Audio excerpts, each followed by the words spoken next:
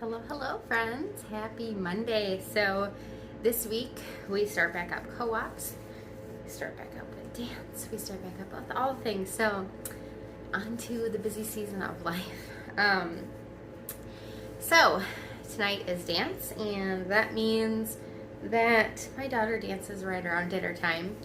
And so, I have to get dinner prepped early and feed her before my husband gets home, which is always a bummer. But so I have to come up with meals that hold well so I can feed her first and then let it sit and it still tastes good when my husband gets home. So I was like, what do I have around my house? And I have this loaf of bread.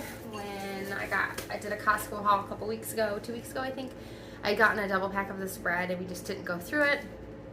And the date to use by is tomorrow. And so I thought, well, before it gets all yucky, let's make a French toast bake out of this bread, so that way it doesn't go to waste. So I think I've got a few pieces left up in the cupboard that I will pull out as well.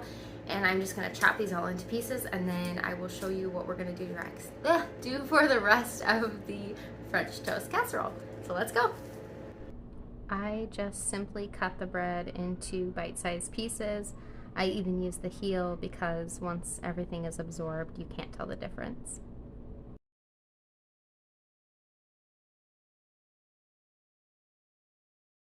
All right, I filled my big glass Pyrex bowl.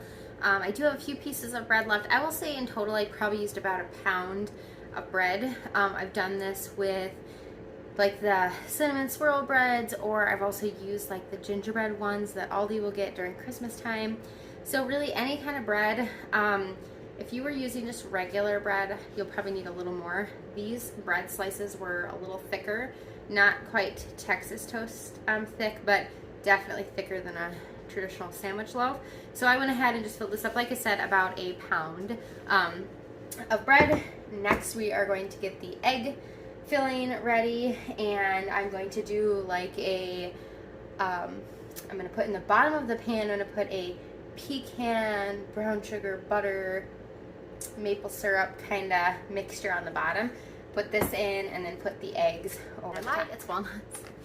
I knew I had chopped nuts in my freezer and I couldn't remember what it was, so it's actually walnut. So it is a walnut, maple syrup, brown sugar, butter mixture. The next thing I've got here is just my big measuring cup. I've got a little bit of heavy cream left that I'm going to go ahead and just use up because it needs to be used up. I opened it a few days ago. So that is a cup, which is actually all I'm going to use. I was thinking I was going to need some milk. So I'm going to do a cup of heavy whipping cream. So I won't need my milk. And then I've got a dozen eggs here, so I'm just going to go ahead and crack a dozen eggs into my bowl. So if you're new here and you're not familiar with what my channel has, it's mostly grocery hauls with a lot of Azure standard hauls, as well as some cooking videos and just tips and tricks around the kitchen. So if those kind of videos are your thing, make sure you hit the subscribe button and give this video a like. Alright, I went ahead and I whisked up the heavy cream and the eggs. I'm going to go ahead and add in 2 teaspoons of vanilla. And then I'm going to add in 2 teaspoons of cinnamon, which I should have done first, so I'm going to grab a different measuring utensil. 2 teaspoons of cinnamon, if I have 2 teaspoons left in here. 1, that's probably about 2 left in there. I got to refill my cinnamon. I just picked up some more. Alright, so 2 teaspoons of cinnamon, 2 teaspoons of vanilla. And just looking at the consistency and how much there is, I think I'm going to need a little more liquid in with my bread. So I'm going to go ahead and just add in about a half a cup more of milk. So you just want to make sure that you've got enough liquid to saturate the bread, otherwise it will be kind of dry in the oven and you don't want that. So that helped to just spread this out a little bit more. Once I've got my eggs in there and stuff, I'm at about 4 cups of liquid. So we just wanted to make sure that you don't want this to come out dry. That's not good. You want it to be really custardy like. All right, perfect. Now the next thing we're gonna do is on the stove, we're gonna melt the butter, the maple syrup, the brown sugar, and the walnuts. I have my saucepan here, and I've got 1 stick of just organic butter. So 1 stick is 8 tablespoons. I'm just gonna pop that into my pan. And I'm not using my Real Good butter because it's just being melted in there. So this is just Costco organic butter. I do get butter from Azure Standard that is like amazing, amazing quality, but I'm not using that in this. Okay, and then I've got brown sugar here. I'm just going to do a 1/4 cup of brown sugar into the pan. And then I've got my chopped walnuts.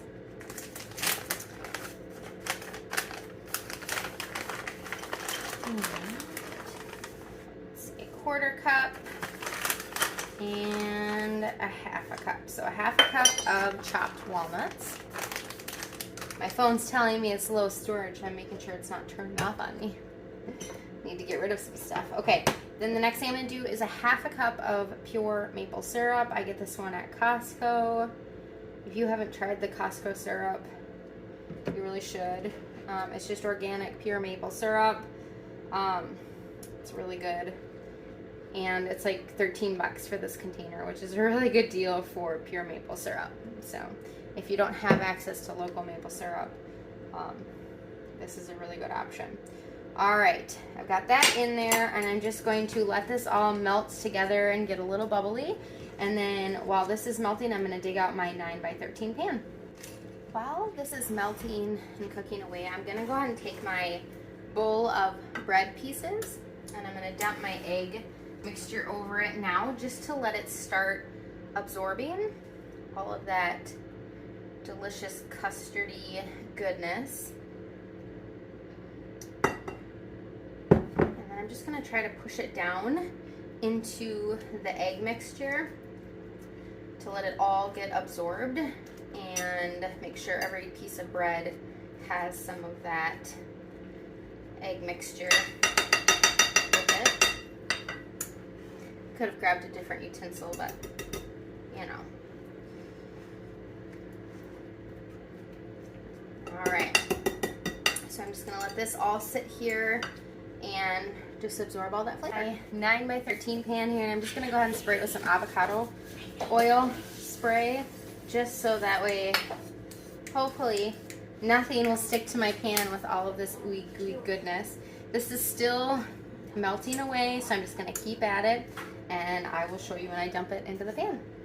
All right, it is bubbling away, and we don't want it to burn, so I'm gonna go ahead and take it off of the heat. And I've got my pan, and like I said, I sprayed it with that avocado oil.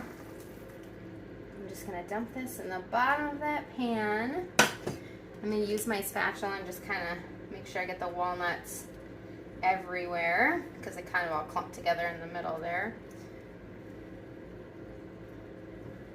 Perfect. Then I'm gonna take my bread mixture and get it into my pan here. And I apologize, the angle's probably not great for you all to see.